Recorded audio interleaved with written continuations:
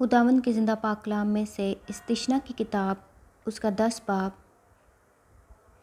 خدا موسیٰ کو دوبارہ احکام دیتا ہے۔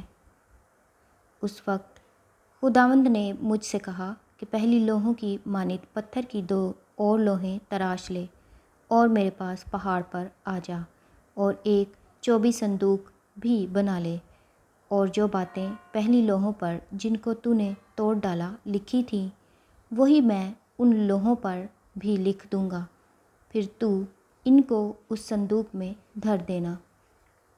سو میں نے کیکر کی لکڑی کا ایک صندوق بنایا اور پہلی لوحوں کی مانند پتھر کی 2 لوحیں تراش لیں اور ان دونوں لوحوں کو اپنے ہاتھ میں لیے ہوئے پہاڑ پر چڑھ گیا، اور جو 10 حکم خداوند نے مجمع کے دن پہاڑ پر آگ کے بیچ میں سے تم کو دیے تھے انہی کو پہلی تحریر کے مطابق اس نے ان لوحوں پر لکھ دیا۔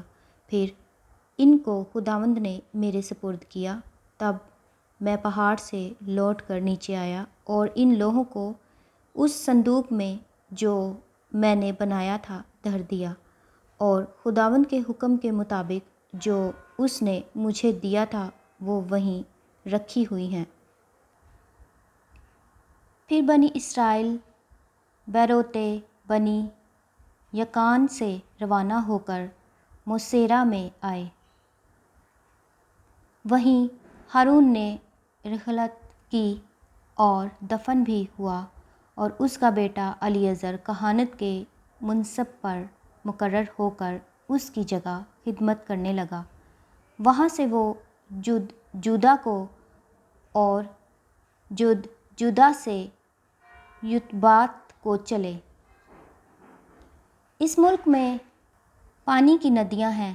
اسی موقع پر خداوند نے لاوی کے قبیلہ کو اس غرض سے الگ کیا کہ وہ خداوند کے عہد کے صندوق کو اٹھایا کرے اور خداوند کے حضور کھڑا ہو کر اس کی خدمت کو انجام دے اور اس کے نام سے برکت دیا کرے جیسا آج تک ہوتا ہے۔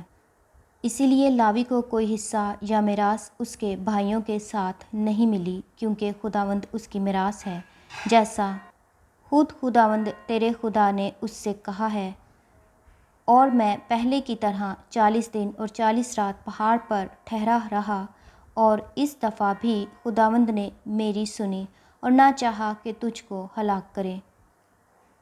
پھر خداوند نے مجھ سے کہا، اٹھ اور ان لوگوں کے آگے روانہ ہو تاکہ یہ اس ملک پر جا کر قبضہ کر لیں جسے ان کو دینے کی قسم میں نے ان کے باپ دادا سے کھائی تھی۔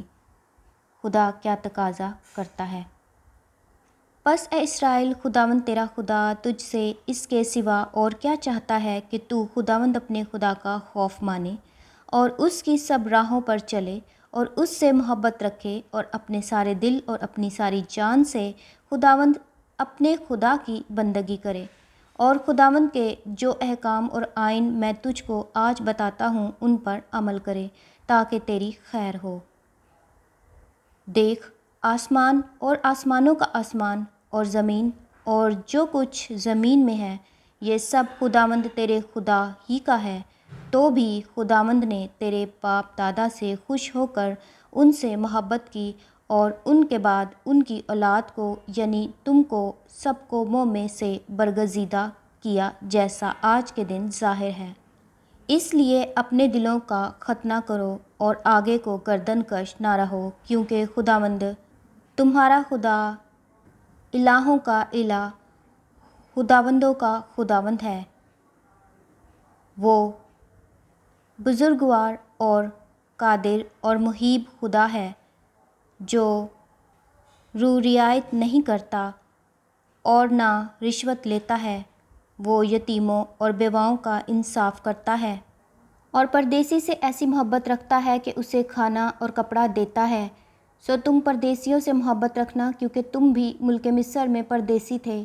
تو خداوند اپنے خدا کا خوف ماننا، اس کی بندگی کرنا اور اس سے لپٹے رہنا اور اسی کے نام کی قسم کھانا، وہی تیری حمد کا سزاوار ہے اور وہی تیرا خدا ہے، جس نے تیرے لیے وہ بڑے اور ہولناک کام کیے جن کو تو نے اپنی آنکھوں سے دیکھا۔ تیرے باپ دادا جب مصر میں گئے تو 70 آدمی تھے، پر اب خداوند تیرے خدا نے تجھ کو بڑھا کر آسمان کے ستاروں کی مانند کر دیا ہے۔ خداوند کے زندہ پاک کلام کے پڑھے اور سنے جانے پر خداوند کی خاص برکت ہو۔ خدا کا شکر ہو، آمین۔